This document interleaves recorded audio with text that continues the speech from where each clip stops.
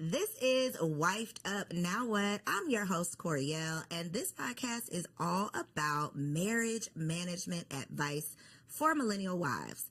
Wives like me who said I do and then try to figure out what the hell did I just do.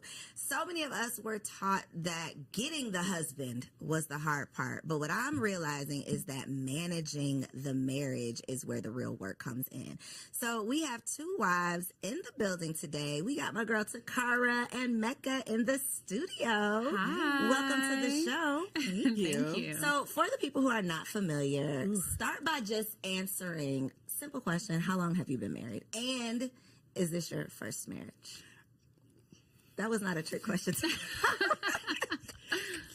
I'm going on 8 years of marriage next month. Congratulations. February, it will make 8 years. And no, this is not my first marriage. Okay. So for me, this is my first marriage. We've been married for 10 years this October and together for 15. Congratulations. Yeah. Wow. Okay. And y'all know I'm the baby over here. Okay. We just celebrated 3 years. We definitely had a lot of transition in those 3 years, though, in terms of becoming parents, getting married, and just having to take on those new responsibilities. So it's been 3 years, but really it's been, it feels 30. like, it feels like we've done a lot. Well, you guys in went these through the 3. pandemic together, too. So that added about 10 years. Yeah, it did, automatically. Of time. Yeah. So, but the whole point of, when I decided to start this podcast was for women who were led to believe in the happily ever after, that it's just get the husband and then the happiness is just going to come. Right. And that is absolutely not the case. So today we're going to talk about, this isn't not going to be a deep show though. We're not going to be getting like super into the trenches of like the ugly side of marriage. This is a fun, light, loving show. Okay, don't worry. They need to see that side, the happy wife side. But I always like to just put that disclaimer that it's not happily ever after. That it's not forever, ever, ever. Everything is going to be happy. There is, some hard times that come as well. But we're going to start with a little reaction because I'm going to play a clip. Y'all know they give us so much to talk about on these internet streets, but we don't often get the wives' perspective on some of this stuff. I don't know about y'all, but when I see the podcast, it's always the single people. Absolutely. And the wives don't usually get to say much. So y'all do today. Black church caters to the black woman. And the reason the black church caters to the black woman is because the black woman is the provider. She has more income and education than the man. So they're looking at this financially. They also have a vested interest in her never getting married. The pastor is the metaphorical husband of all the single women in the community. I'm not saying he's sleeping with them. I'm saying he's keeping them so distracted with Jesus that they never find a husband, and that's the way he wants it to stay. Because if she finds a husband, she won't have as much time to be donating to the church home. Wow. So the black church benefits from single motherhood. They don't want our sisters married because Dr. Umar believes that the black church benefits from single women, single mothers, due to the resources that and time we put into the church when we don't have a husband. So how do you all feel about You that? go first, Mecca. I would love to hear your take. Absolutely. So I always look at the source, and so I don't know a lot about him. I'm wondering if he is married. He is not. So I always look at the source, right? And then the other thing that I will say is that I attend Word of Faith. We've been there for a very long time. Bishop Delcy Bronner, yes, that's my church. Nina Bronner, First Lady, and they are very big on marriage. The other thing that I do know is that from what I've seen growing up in the church, I think it's a place that actually where they want to see people get married. And also for black marriage, it's connected to generational wealth. So why would the church not want more couples and more married women in the church? So I feel like it completely goes against what we know is true from financial analysts, financial advisors, is that once you have a married couple, they can actually invest more. Yeah. And I think consider the source. Lord, that source. The second part of that too is I think there are segments of the black church. And so the smaller Chitlin Circuit black churches, 100%. I grew up in those churches where it is 100% predicated on control. So I definitely agree that while they're prophesying you finna get a husband, the other side of that is once you get a husband, that husband is the head. That husband takes control over that woman. That husband does not allow her to invest as much. I get that. And in those smaller churches, those of you who grew up or been in those smaller churches, you know that you have 15 million jobs in that one church and you give and you sow and you give and then that's it. Whereas my church, Linked Up Church with Pastor Joe and Christian Gregory, no, not only do we believe heavily in marriage, we believe heavily, number one, just what you can do as a couple, as two people in that marriage, we understand the power of that. And so I disagree, but I do agree if you go to the smaller church segments, which I also think is kind of running out. So it could be possible in some churches, but it's not 100%, which nothing is. Just because a man sits in a pulpit does not mean that he does not pray on women or people. Correct. And so we have to remember these are people. Yep. This is a man or a woman that's been given, that's in a position of power. And so you have to also look at who is the person that you're following. Honey. And so there are many pastors that we've seen fall or go on these sabbaticals every year because they have to step out, they step away from the church because something they did inside of the church. And so you have to just be very careful. Character is so important to me, Coriel. Like, I look at, does this person have character? I can care less about the person's wealth. What does his character look like? And to both of your points, I think it comes down to you making an individual informed decision about where you are spending your time, putting your resources. I do know of people who grew up in almost cult-like churches that were, oh girl, I wasn't even talking about you, but yeah, that were very much so, I want to keep you in fear, right? So that I can control you based on whatever my agenda is. And I think, we got a lot to say about Dr. Umar. Dr. Umar blocked me. I'm still blocked on Instagram, Dr. Umar. And I'm not even an anti-Dr. Umar, type of girl. What did you do? Unblock me, Dr. Umar. But anyway, I'll tell you off camera. Okay. Nothing crazy, though. Nothing crazy. Right. And I'm not anti-Dr. Umar. That's the thing. A lot of the things, because he is, y'all might not know this about me, but I'm super pro-black. I am blackly black, and he is very much so pro-black. So a lot of what he says, I can stand with, I can agree with. And even part of this, I can identify with all of your answers that it's not a one size fits all. Every church is not doing everything the exact same way. But I think theoretically, the husband is not always going to be in line with the direction that this pastor is trying to take you in. And when the husband is truly the head of your household, it can steer you off into his direction, which is not the best for this church. It's not the best for the church, but it's biblical. Like, if you really look at the Bible side of things, and I think to his point, if the husband is that true head, even the Bible says you go home with your husband. Like, at the end of the day, that is. When Paul said, I would rather you not get married because I recognize what it takes away from the church and from God, even God understood that husband, that wife, that marriage is the priority over everything. And so, if you have pastors who are trying to make it seem like you have to sell everything out for that church, you need to check your sources. Check the source. So obviously both of you are members of churches. Christianity, I'm assuming, is the foundation of your marriage. Were both of you in the same space? We always talk about equally yoked, and that, what it means, we be making up stuff, right, sometimes. But in terms of you all being on the same wavelength, I'll just say that, going in the same direction as your spouses, were you all already on the same page, or have you all grown together in your relationship with religion? Sure. So I would say that Alduin and I were on the same page. I prayed very specific, purposeful, passionate prayers for him. Like, to the point, honestly, Coriel, there were nights where, as a single woman, I would literally fall asleep sometimes praying on the side of the bed because my husband was so important to me. And I prayed about even his day, the day that I wanted him to have, because I was speaking him into existence as well. And so when Alduin came into my life, I said, yes, this is not a man that I have to lead into the church. A guy that I'm dating that is not as strong with his faith walk as I am. Because I'd done that before. And I wanted someone that could teach me some things. And as you know, my husband's not only a psychologist, but now he's a minister, which actually happened in the marriage. And that was different because he came to me and said, I think I want to, basically pursue and go into ministry and become a minister, licensed ordained minister. And you have to be a part of the interviewing process. And I was like, I'm a first lady. I got to be the first lady. What's happening? I said, they have to be okay with all of this leopard. They have to be okay with this stuff too, right? Because the fullness of you. I still have to be who I am as a person. Yes. And so we were even on the same page with that.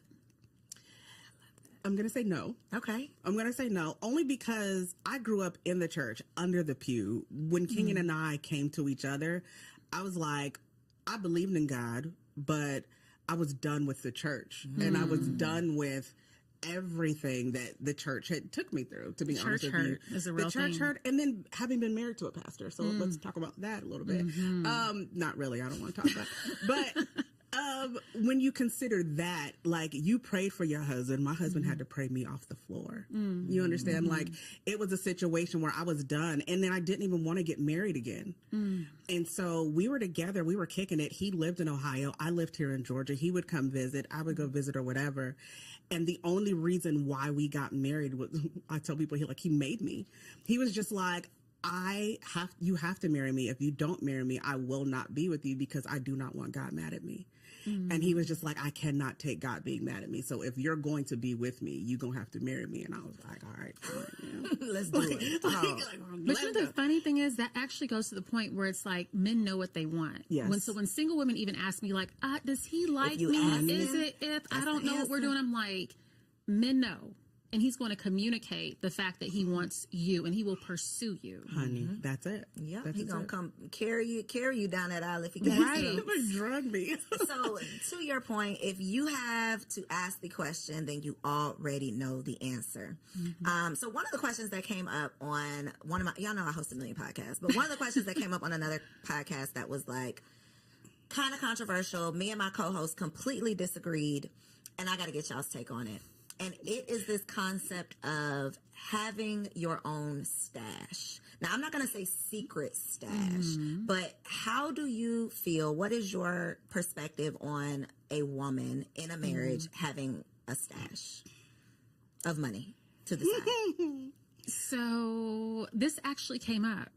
And my husband was surprised. We actually, 2 years into our marriage, we actually met with a financial advisor, sat down, went over all the numbers. He's like, wow, I didn't know you made that much.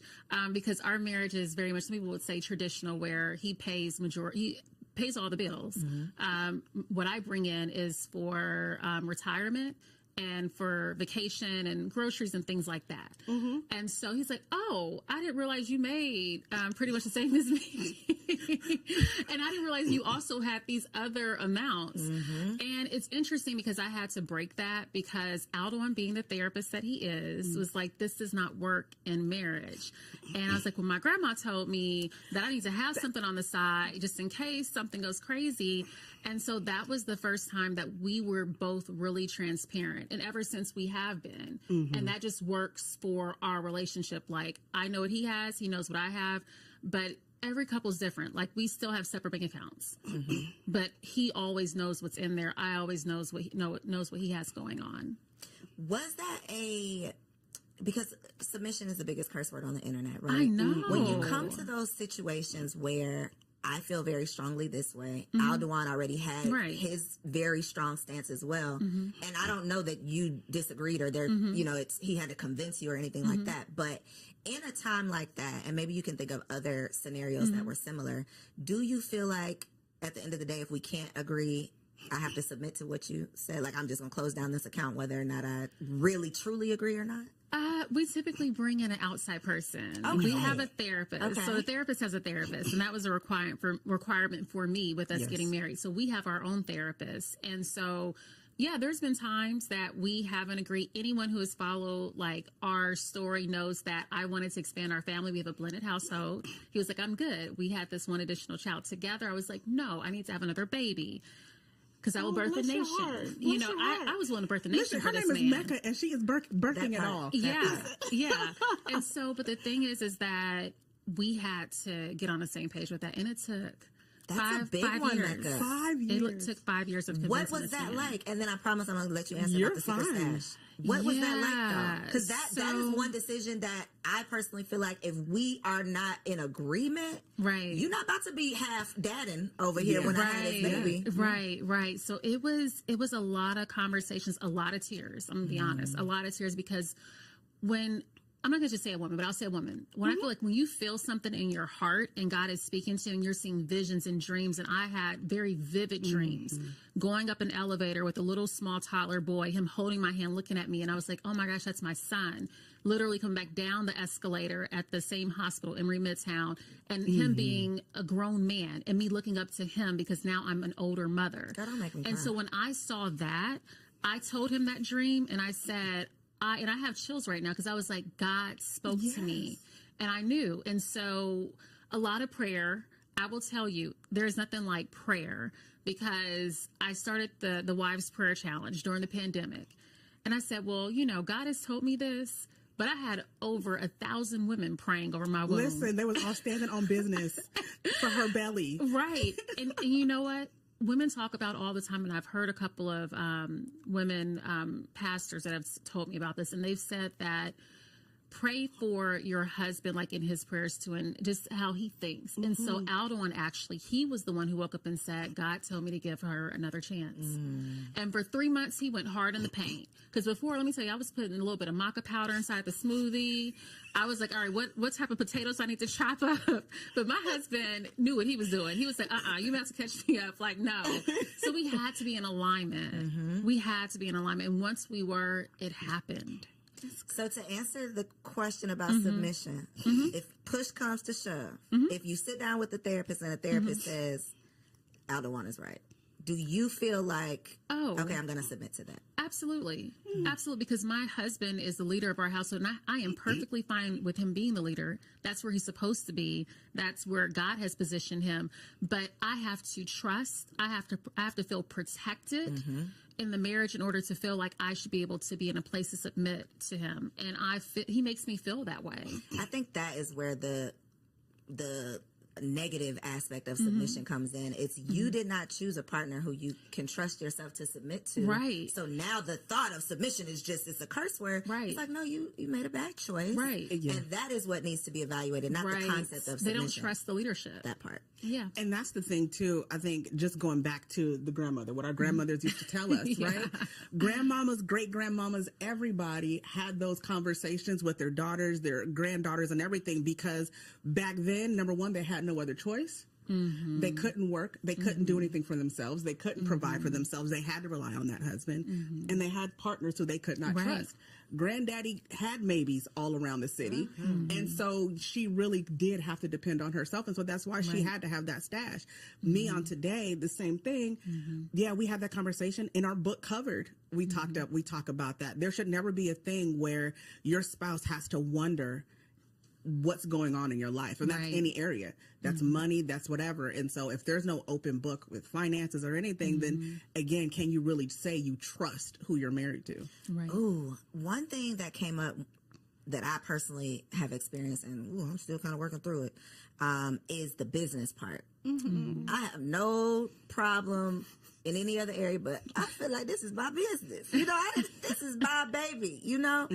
How have you, not how, because I'm not going to make an assumption that y'all have had that experience too, but have there been any areas where you've had some challenges in fully being, not necessarily being transparent because it's not a secret, but in fully allowing them to hold space in truly every area of your life? Did y'all experience any of that in any areas? Yeah, especially coming up. When I met Kenyon, I was a single mom too.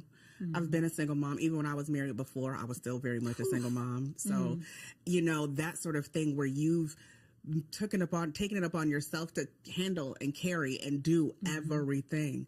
We got married, and I mean, we had all kinds of money coming in the house. Lights were getting shut off. Things were getting like missed because I was trying to carry it all on my own.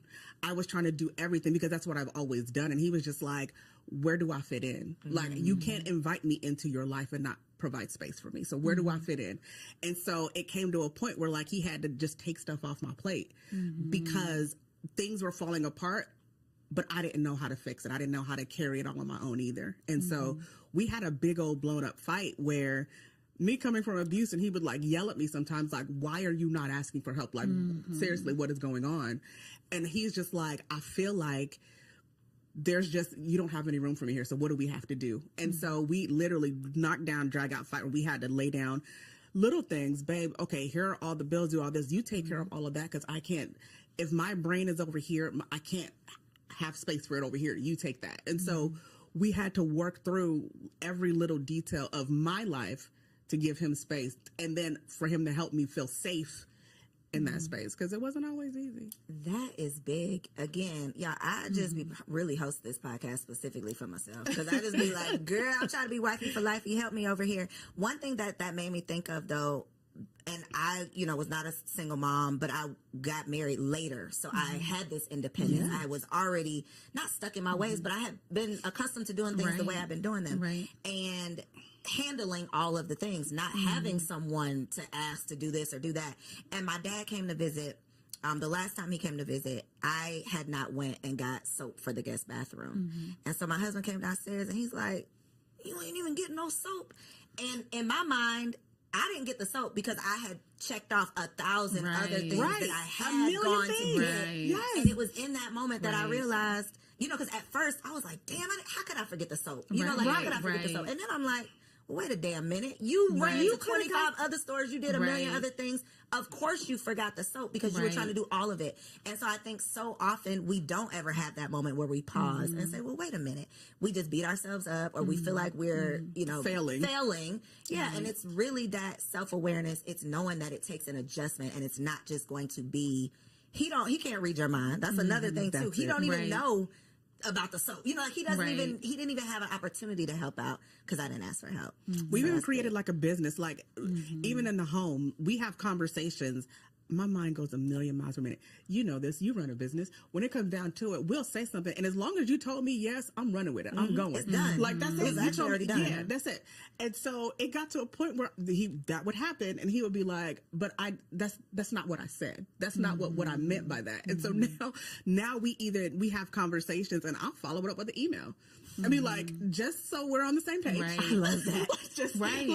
And literally, that's the only way we can stay on the same page is because I hear go, he hears, okay, well, let's have another conversation. Right. Or things like that. And so we have literally emails, business conversations about just like the household. Here's what we said. Here's what's going next. If you your disagree, marriage is your business. Yeah. I love that. That is a marriage management tip. Treating your marriage like a business, not in being transactional, but in the seriousness. I respect this marriage so much. I value our growth so much that I'm going to over communicate. I'm going to officially communicate. I'm going to send your ass an email so that I can be sure that we're on the same page because it's that serious. It really, even the small little things can turn into big things if they're not handled. What's one of your marriage management tips? I know you got a lot of them because this is like what you do. You don't just do it for yourself, but you help assist other couples as well. Yeah, so I would say just being considerate and also compromising. Like the 2 big C's are the main reasons why I see through the Ring Formula coaching program for single women that we have together. What's it called? The Ring Formula. The Ring Formula? Girl, you have to say that slow. Yes, the Ring Formula. But that's the 2 things that I see a lot of business boss ladies where they just don't have it. They're not being considerate. They're not compromising. But within the marriage, I remember there were 2 different times. One time, we launched A Weekend for Love, which is our marriage retreat for couples. We launched that 5 years ago. We've helped hundreds of couples. It's one of the largest luxury marriage retreats. But with that, it's like he told me it can never be in a place where you're struggling and I'm living in a place of abundance. Like, how is that possible? But that can happen when you're not on the same page. And that's what happened because I was investing all, even my own personal money, sponsorships. We had a sponsor that pulled out and I was just like, I'm just going to make it work. And he was like, no, like you're over here struggling, but I'm out buying a new suit. I'm drowning. How does that make sense? I could toss you a life jacket. Right. Yeah. But I didn't know how to ask for help. And we've got into these deep discussions, arguments, conflict, whatever you want to say, right? Deep discussions where he has said to me, don't work around me. I'm like, but I was just like making sure the kids are with the parents and I wanted to make sure that it was easier for you. Girl. So I just did it. And he was like, you didn't even give me the opportunity to help you. I didn't even know that you needed help with the kids so that you can cover this and do this and this and that because you didn't even say anything. And so the get it done mentality, I'm just going to do it because I've been doing, I ran all these businesses, I've been able to get it done. Get out of my life, Mecca. It does not work. Right. It does not work. It's not sustainable. It's not sustainable. It's not. And if for all the women that want this alpha man, it certainly does not work with the alpha man. He ain't Girl, gonna have we it. be saying we want an alpha, but a lot of y'all are really compatible with a beta. You really want a Especially beta. these boss women. You don't want an alpha male. don't. You really don't. Because as soon as they tell you to sit down somewhere, you ain't gonna know what to do with yourself. You want an alpha, you're attracted to an alpha, Yes. but you're truly compatible with a beta. Right. Is the truth, and nobody Right. wants to hear that. But I think it's so true. And to your point about the compromising, that is very tough when you are used to being in control. Yes. Of the outcome, because as a single woman, especially when we're talking about business and things like that, you can work real hard and make it happen. Right. In your marriage, you can work real hard all day, but you can't make anything happen. Right. How have you had to compromise without losing yourself? Because you don't want to compromise to the point where you've put your needs and wants and desires on the back burner, and now you're going to be resentful towards this man eventually because you've compromised yourself out of what you really want. But there has to be some type of balance. I don't know that I found it yet, to be completely honest with you. And I'll say only because when Kenyon and I started Ask the Martins and everything back in the day, we started it right after we got married. And it was completely by accident. And when we did that, I was supposed to be, I keep saying this, I was supposed to be behind the scenes. I was supposed to be your producer, your marketer, your publicist. I was supposed to be doing all of that stuff. I was never supposed to be on camera with him. And so what happened as we took that on, especially as a marketer, you have to take on that personality of whatever brand that you're working with. And so the marriage became the brand became the marriage, and that essentially became me. But meanwhile, for 8 years, I've been the writer.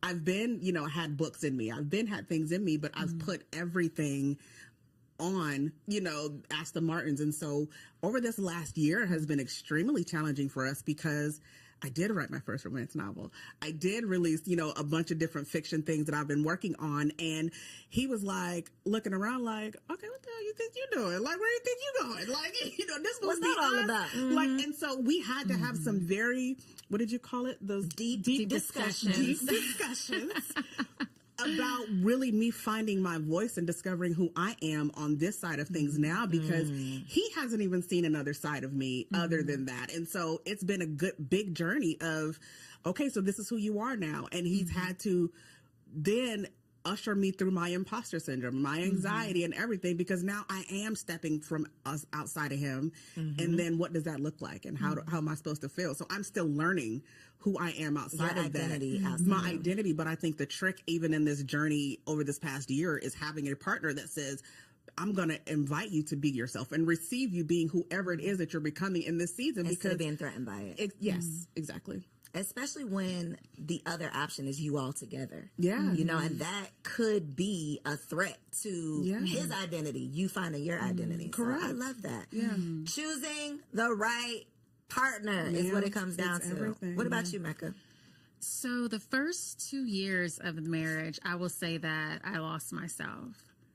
And so I would say I did compromise myself, but it wasn't anything that he did to me or said, you need to change this. No, we be doing it to ourselves. We do it to ourselves. And I thought I would be a little bit of Claire Huxtable, a little bit of my mom, a little bit of my favorite aunts, and bring that into the marriage. And then I woke up one day through going to my own therapist, and I was like, I don't even know who this person is. And Aldewan was like, I don't even know who you're becoming. What are you doing? What are you doing exactly?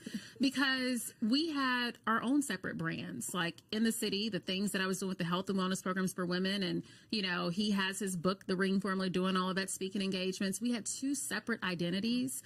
And for some reason, and I talked to my therapist about this, I think with being with an alpha man that has a big presence when he walks in the room, even though I was this big presence on my own, it was something that happened when I got married, that it's almost like I became a little bit of the shadow. Yes. And that was never the space that I played in. Not even when he met me and he was like, I was attracted to that person. So who is this new person that you've made up that's kind of to the side? That you made up. Yeah. And so I had to rediscover myself as a wife and say, no, like the things that most attracted him to me as a person, why would I hide that or dim my light? And he is not the one responsible. I am the one that's responsible for doing that. Ooh. That part, the self-awareness. That's good. Marriage is truly a mirror. It is going to show you all of the ugly, whatever. It might not be ugly. Whatever it actually is, it's going to show you that. And so many of us are not ready for it. We're not prepared.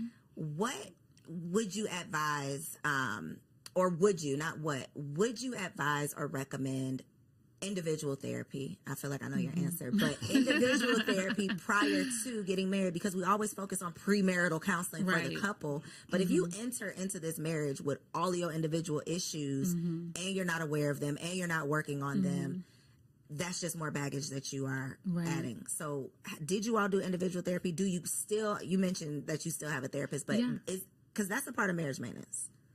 Yeah, so I do have my own therapist. Like we have Dr. Kenny Felix, who is our marriage therapist.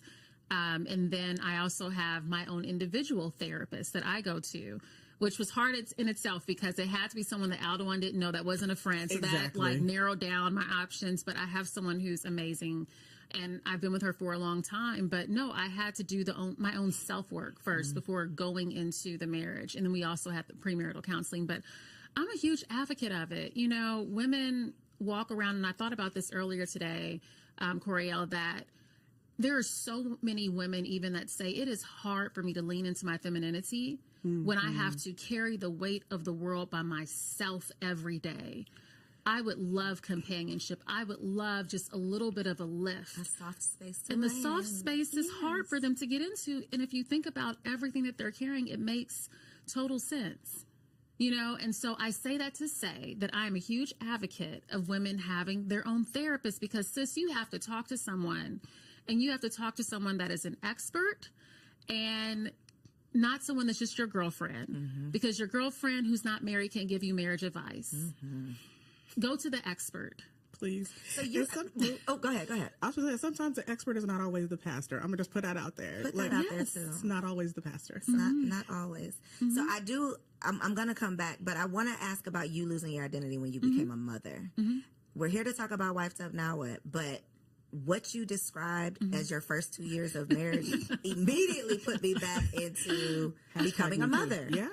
Because that's a whole nother identity. That's a whole nother, I've lost myself. Who am I? What is going on? How was that transition, and what was the impact of not becoming parents, because you already had a bonus baby, right? Yes. But what was the impact of you all having a child together? What was that impact on your marriage? Listen, with Trinity Tartt, I didn't miss a step.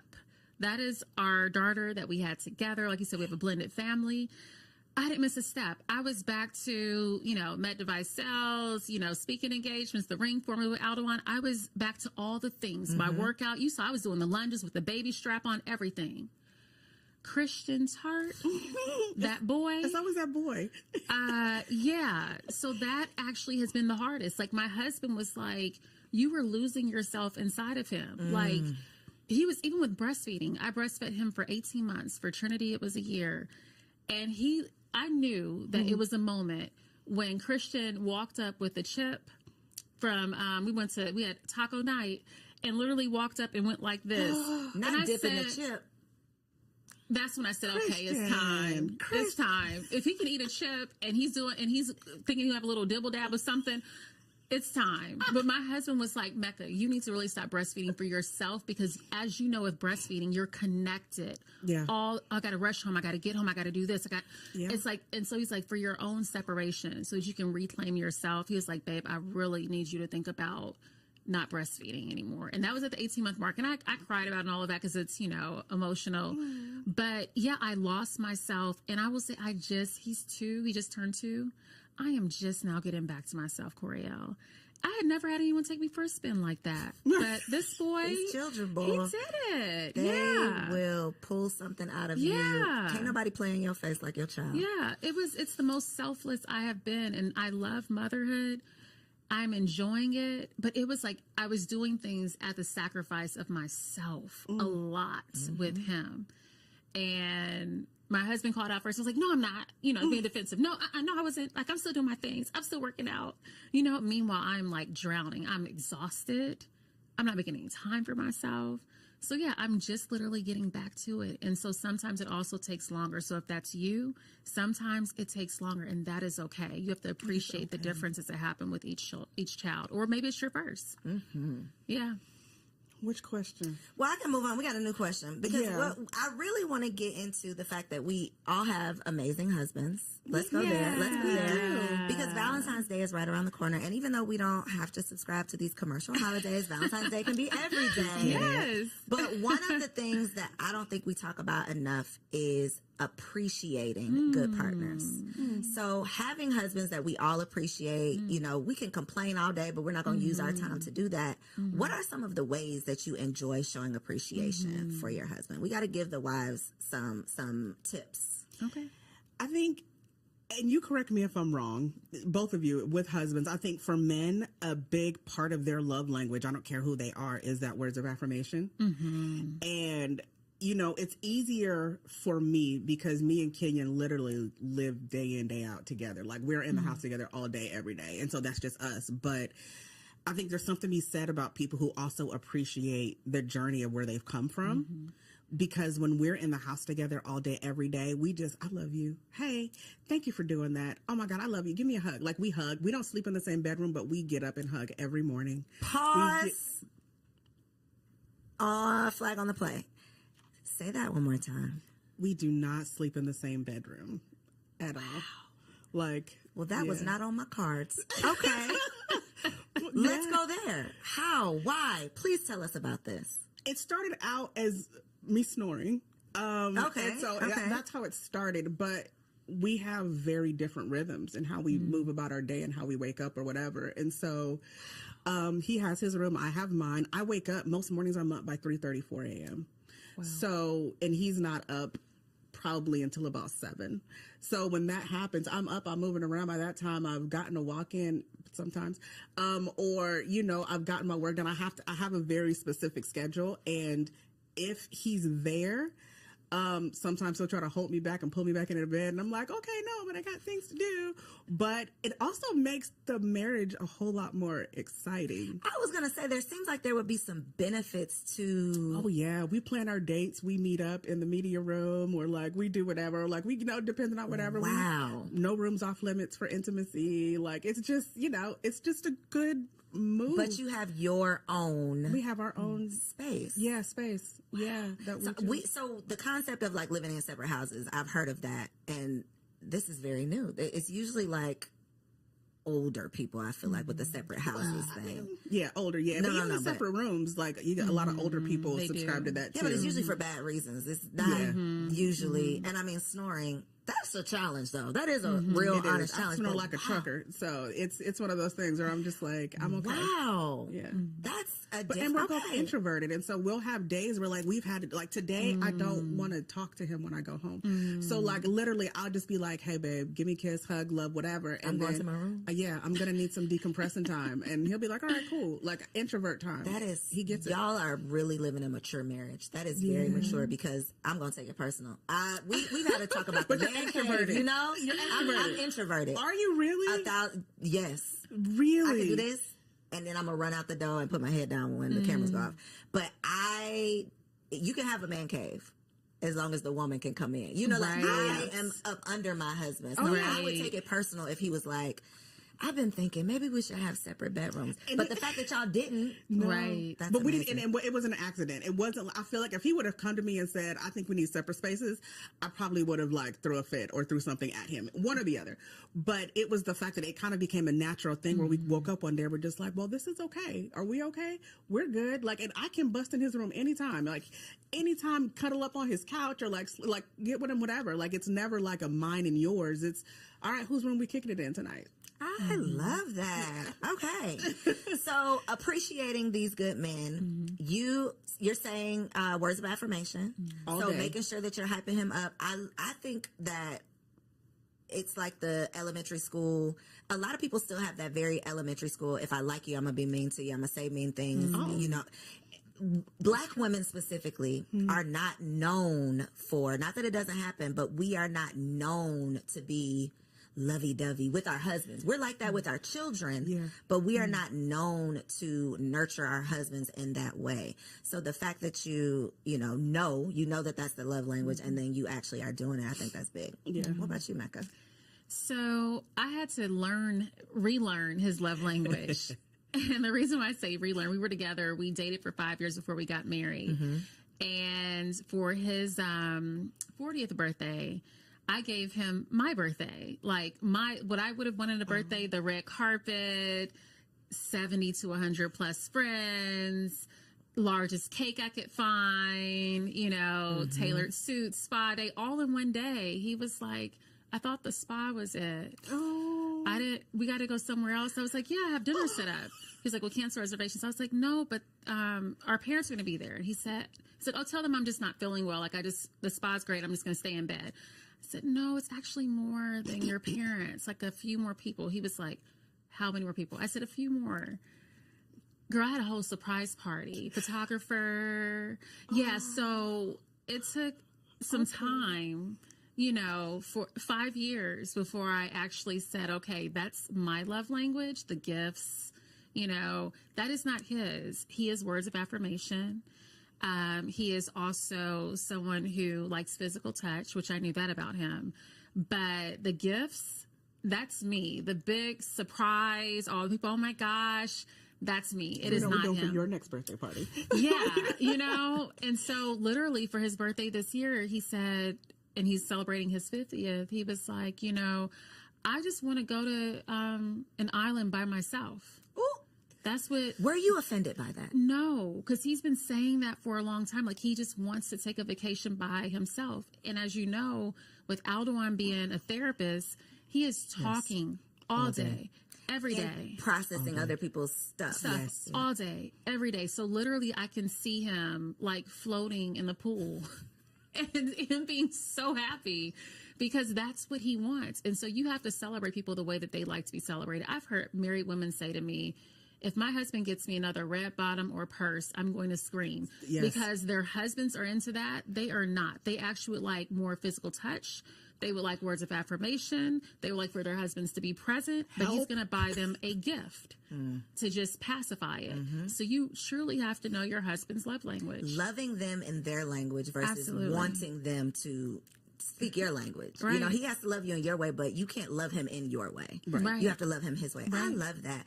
Very mature answers. That's why we got this 10 years of wisdom. Okay. I want to get into wifey keeping it spicy though, because Valentine's again is right around the corner. This is my subject. I know. I was about to say, I know Taccara is ready for this one. Okay. But what is your way, you as a wifey, keep it spicy? First of all, as a romance writer, I feel like this is my bag. Come on, I need to read one of your books, baby. Next one's coming out next month. Oh, definitely. Okay. We'll link it below. It's one of those things where, yeah, you have the healthy imagination. And here's the thing, for me personally, I did not get invited into my sexuality, I think, until I was close to 40. So it was one of those things where, like, growing up in the church, sexuality is hidden from a lot of us. And so I entered into this relationship with him from a spicy perspective and just like, hey, I mean, show me some things. And so it just came down to it where now I invite him to, we continue to learn and teach each other, and we have sex days. And so sex days or dates? Okay. Dates. Like, yeah. And so that's what I'm saying. Like the separate bedroom thing is cool because like we'll be flirting throughout the day. Like tonight, don't forget what you told me. I can't wait. And so we flirt. We, sext. We like everything just to make sure that we're keeping everything together and spicy. Because, I'm 41, he's 50. Like there's only a small window before stuff ain't going to be working no more. So I'm just like, listen, let's just get this in. And so we are very intentional about that, and I'm intentional in terms of like coming on to him so he doesn't feel like he always has to be the initiator. What does that look like from a woman? That like a walking up, you rubbing his head or something? Oh, it could be as simple as, I mean, you know, we've been married, as simple as, hey, I showered. Or it could be as complex as, again, me sending him a spicy message, or like him walking by and me grabbing him and just being like, you know, hey, you want to take a long lunch, you know, or you want, you know, whatever. And so again, it's easier because we work in the home together. But yeah, I'm just healthy imagination and try some new things. Yeah, everything that you thought you were going to be doing and imagining when you were dating him, keep doing that in the marriage, because they want to know that you fantasize about them. They want to know that you still think about them. And I literally thank God every day that my desire is to my husband. Like, I don't want somebody else. Like, that's mine, and I get it. That is one of the leading causes of infidelity, is I don't feel like my wife wants me, but homegirl over here is hyping me up all the time. So words of affirmation, it come even that small, and just be nasty. Encouragement. Oh, and be nasty. Okay, I'm serious. Just be nasty. I'm serious. They listen. They will watch a lot less porn if you just kind of explored some things with them. Just get nasty. Oh God, I don't know why I be having these conversations, because my husband watches these episodes and he be like, you know, she said you didn't need to get nasty. Mecca, what you got? What y'all be doing over there? What's your thing? So I love like the phrase "keep it spicy, wifey." Like, I just love that, because I feel like that's so important. And if Aldwin, if he were sitting here, he would say that he would talk about how couples' desires change every 90 days. That is a real thing, which is why you have to be careful of what you watch and what you see, because you're like, oh, or it might actually introduce some great things that you just never know. So with us, I will tell you what we like to do are sexcations. So that just allows for us to be away from the kids. It allows for me to tap in to my inner sex kitten and be available to him, because I'm not the mother. I'm not the medical device rep. I'm not doing the ring formula or Weekend for Love. It is truly, I'm able to just be present, to be his girlfriend. And for those introverts that are out there, for those ladies who are feeling kind of shy, this is the perfect opportunity for you to tap into your inner Sasha Fierce. So role playing is very important. I think it's something that you can add into the marriage, because hey, he wants somebody else. Okay, I'm Tasha today. Okay, I want to try that. Have you done that? Like dressing up and stuff, or just taking on a personality? Oh, yeah, no, I have outfits. But yeah, I think it's important. I think it's really important. So listen, I want to try that vacation. Are y'all saying, is it just a vacation, but then y'all are intentional about having sex? Or are y'all saying, baby, we're having a sexcation this week, and it is a vacation that we're intentional about having sex, and because we know of it, like how important it is for us, like even our marriage retreat or Weekend for Love, we factor that in. Like, we talk about intimacy, because one of the number one things that comes up amongst couples when you have them separated in our like men's only session, women's only session, is that there are mismatches when it comes to intimacy. Yes, she wants it more. Yep. He wants it less, or he wants it more. She wants it less. And so we try to create an environment. You know, obviously, this is a Christian conference, but we create this is not that. It's not that. It's not that. But we create a space where it's like women are like, you know what? I haven't seen this side of me in like a long time, because I've been wearing all the hats. And you guys have created this space where now it's like I'm touching my husband differently while I'm here at a Weekend for Love. And I've never had these conversations because we don't make room for them. And so that literally has led into how we work with the couples, because you should have the best intimacy in your marriage. I mean, if this thing is forever, I need to make sure that it's on and popping. And the thing is with married couples, it doesn't have to be. It's not every day. It don't have. Some people are every day. Say that one more time. Some people are every day. You said sex dates, so that means not every day, right? It depends. Every 90 days, so things change. Sometimes yes, sometimes no. Yeah, so it's like, and I have talked to one married woman where she's like, he wants it every day. I said, your husband has a very high sex drive. You know, and it was a lot for her. She's like, I have to get myself up to every day. Wow. I know. But, you know, for most married couples, that's not. But it's about the quality. What is the average? What's the average for most married couples? I don't even want to throw something out there, because, you know, that's Aldewan's lane. Okay, he would know. He would know the percentage. Settle something for me over here. I know. I could tell. You're like, Are you getting stressed? I'm so sorry. I'm so sorry. No, it's okay. You know, it's okay. My baby is turning 1, so things are starting to settle. You know, with the nighttime not sleeping thing, that really puts a wrench. But the reason I wanted to put a pin in there, because I think that a lot of times have unrealistic expectations Absolutely. of what reality is actually going to be, and that's ideal for sure, but that's not that's not reality all the time. Right, absolutely. But And it should wifey be is fun. keeping it spicy. Oh, absolutely. I'm gonna have to give you some outfits. because- Who you want to be, baby? I do have a couple little wigs now. Hold it out. Let me You throw on a little wig and become somebody new. Listen, you know I got that blonde one, girl. Come Let me see. Right. Listen, TK is about to give y'all some more for our Wifey Keeps It Spicy segment, so make sure y'all stick around. Hey ladies, welcome back to another Wifey Keep It Spicy. My name is Takesha, and this week I want to talk about how to actually keep it spicy. Last week we talked about femininity, just getting in that era, feeling good, right? Feeling your feminine essence. But this week we're going to get into the spice, okay? Now, I don't know why I have been in the mood to challenge y'all, but I feel like it's some things that I talk about maybe you haven't thought about, or maybe it's going to challenge you out of your comfort zone. And so I kind of want to preface it with saying, hey, sis, this might be a challenge. But for this week's Wifey Keep It Spicy, I want you to be dedicated to being the fantasy, dedicated to being his fantasy. And the easiest way that we can slip up out of slip into going into everyday marital, this my boo, turnover, boring sex is that we forget to be dedicated to it because we keep doing the same thing. Now, listen to me, as a wife that is about to be with her man for almost 9 years in August, married 8 years in September, doing the same thing gets the thing done. Okay. Like a lot of times we're okay with that.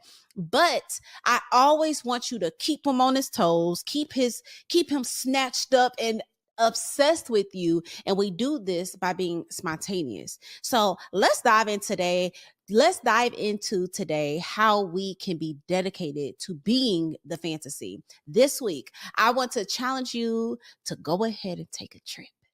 Go ahead and take a trip to that sex store. But we're not just going to go to the sex store. We are going to plan a date night. Yes, us ladies. We're going to plan the date night, and we're going to take our man to the sex store.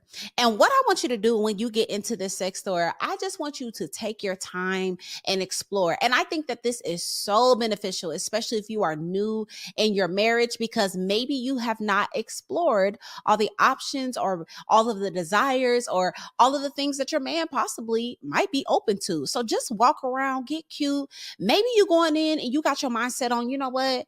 In order to be dedicated to this fantasy, I'm gonna go ahead and give me some stripper heels, okay? Y'all know the thick platform 12-inch heels. Go get you some stripper heels, right? Or maybe you're getting a new toy that maybe you didn't know your man was open to, or maybe we're getting some position cards and we're going to get dedicated to pulling one out once a month or once every week or whatever the case may be. Just explore and look at the stuff, y'all. It's some wild things in there, and just begin to get comfortable with the conversation and have that vibe about you. Like, hey, let's do it. Whatever it is, I want to do something new tonight, daddy. Whatever you have been holding back, are you open to me dancing for you tonight? Well, let's get these heels. And so I want you to be dedicated to being his fantasy. And in order to do that, sis, you got to be open to pulling something new out of the bag. Okay. So yes, we've been used to doing it this way, but this week we're going to do it this way. Tonight, I'm going to do something new for you. And it is up to you to plan it. So don't be afraid. Go to your local sex store. Go ahead and pick out a new toy, get those deck of cards, whatever it is that you and your man are comfortable with. I want you to open that conversation up again, even if you've already had it, like, hey, I want to spice it up, because here we keeps it spicy. Okay. So that is my tip for this week. I would love to hear your comments down below. Let me know. Are you going to go to the sex store, sis? You already kind of know what you're going to get. Are you going to actually do the challenge? I promise it's going to make your marriage lit. Comment down below. Let me know what you think. Before I let these amazing ladies go, both of them have resources that you probably need. So look in that camera right there and let them know what you got going on, where they can find you online, and how they can follow you on social media. Absolutely. So I am Taccara Martin, one half of Ask the Martins. I think for the sake of this, hit us up on askthemartins.com, askthemartins.com, and that's where we are everywhere on social. Romance stuff coming soon. Just keep it tuned. Wink, wink. All right. Thanks for having me. Mecca Tart. And you can find me on Instagram at Mecca Moore-Tartt. That's MECCA like the city, and Moore, 2 O's, MORETARTT. I would love to see you all at a Weekend for Love this year. It's going to be amazing. We always sell out. We are going to Cabo. And if you are single and you are watching this because you want the ring, my husband and I, Dr. Aldewan Tartt, and myself, we do coaching with many women all over the world. And you can go to the ring formula because we want you to be intentional. We don't want you to be single next year. It's time for you to get the ring. Come on, theringformula.com. Yep. Mm-hmm. All right. We will make sure we link all of those resources below. Thank you so much for tuning in to this week's episode of Wifed Up Now What. Make sure you subscribe to the channel, hit that like button, share this episode with a friend, and if you happen to be listening on Apple or Spotify, leave your girl a 5-star review. I'll catch you on the next episode.